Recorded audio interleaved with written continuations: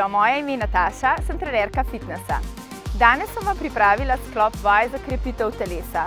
Vemo, da so krepilne vaje včasih še vedno zapostavljene. V poletnem času namreč veliko delamo na kardiju, vozimo kolo, tekamo in vse ostalo.